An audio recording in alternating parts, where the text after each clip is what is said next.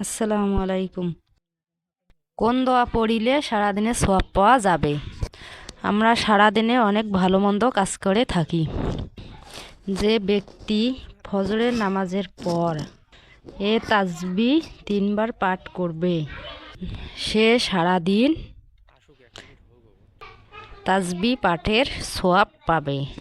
মুসলিম শরীফ, হাদিস নং 27-26। ফজরের নামাজের পর থেকে এশার নামাজ পর্যন্ত অনেক ভালো মন্দ কাজ করে থাকি।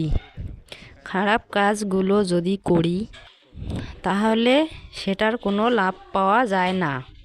আর যদি ভালো কাজ করে থাকি তাহলে ফেরেশতাগণ ভালো কাজগুলোর হিসেব করে থাকে।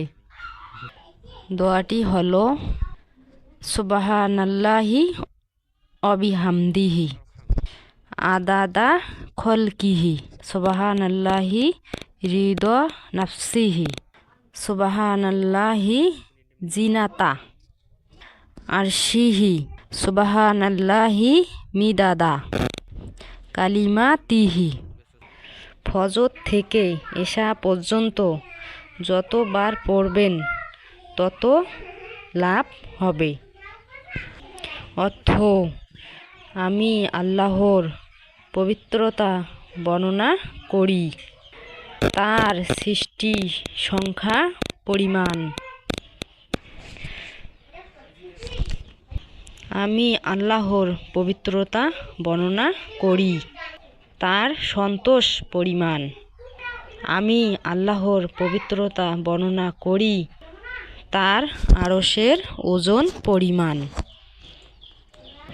আমি আল্লাহর পবিত্রতা বর্ণনা করি, তার বাক্যসমূহের সংখ্যা পরিমাণ।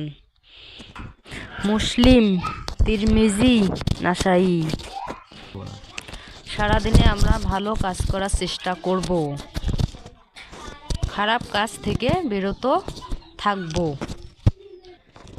ভালো কাজ করলে যদি লাভ পাওয়া যায় তাহলে আমরা খারাপ কাজ করব কেন?